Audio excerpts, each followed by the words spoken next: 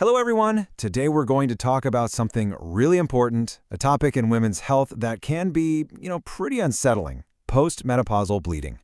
Understanding what it means is so key, so let's just walk through exactly what you need to know. So you go through menopause, and you think, great, periods are finally over, right? So when you see any kind of bleeding after that, it's totally natural to feel a little bit of panic, a lot of confusion. But think of it this way.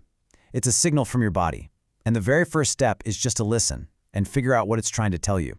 And this is really the bottom line. This is the fundamental rule we have to start with. It's not about scaring anyone, it's just about being super clear.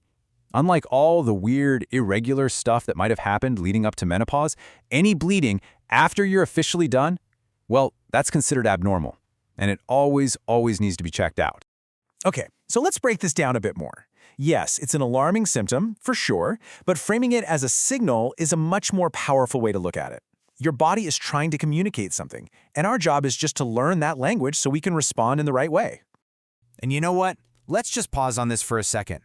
If this is happening to you, it is 100% natural to worry.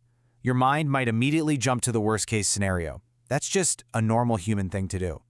The whole point of this explainer is to arm you with good, clear information and a solid plan so that knowledge can replace the worry. Now, here's what's so important to get. There is a whole spectrum of things that could be causing this. It's not just one thing. We're going to look at all of it, from the really common, totally benign issues all the way to the less common, more serious conditions that doctors absolutely have to rule out. And this slide lays it out perfectly. Look, on one side, you have these common causes that are by far the most likely culprits. And on the other, you have the serious conditions that need to be looked at. The most important thing to see here is that while your brain might go straight to the right side of this chart, the answer is so often found on the left. So let's start there. Okay, so one of the most frequent reasons for this is something called atrophy. Basically, after menopause, your estrogen levels plummet. This causes the tissues in the vaginal and uterine lining to get thinner, drier, and just way more fragile. So it's really easy for them to get irritated and bleed a little. It's incredibly common, and the good news is it's often very treatable.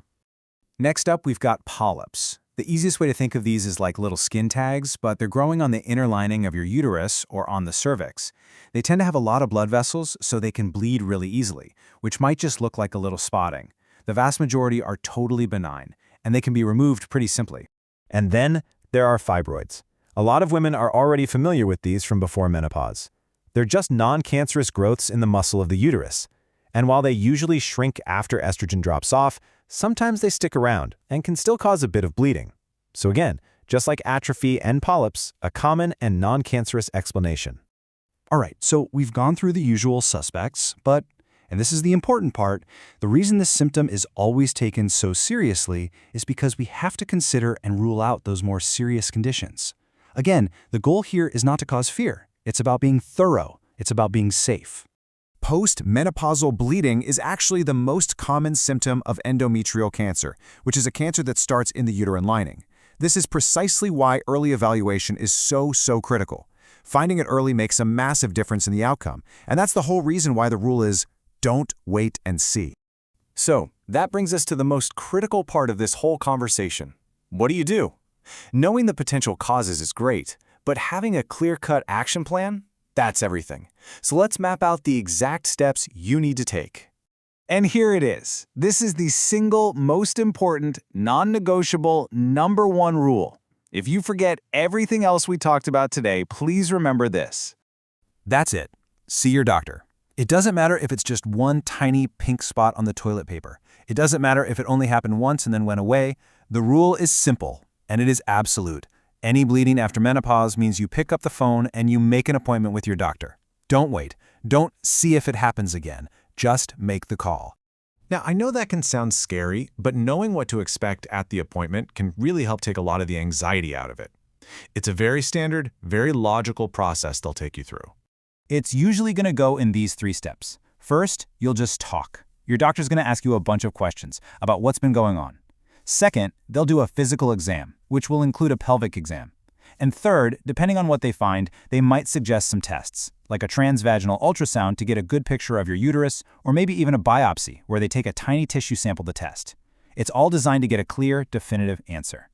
So, as we start to wrap this up, I really want to come back to this central idea. The message here is all about being vigilant, being proactive. It is not about living in a state of panic. It's about empowering yourself with knowledge. Let's just quickly run through the absolute must-knows. Number 1, postmenopausal bleeding is never, ever normal. 2, the causes can be anything from super common and benign things to something serious. 3, it does not automatically mean cancer, but that possibility has to be professionally checked out. 4, you need to get medical attention right away. And finally, and this is the hopeful part, early detection is everything. It is the key to the best possible outcomes, no matter what the cause turns out to be. And so, I want to leave you with this question. Being informed and in charge is one of the most powerful things you can do for your own health. So, what's just one proactive step you can take this week? Maybe it's making that appointment you've been putting off. Maybe it's just taking a quiet moment to really listen to your body. Whatever it is, just remember that being proactive is always, always the right move. Take care of yourselves.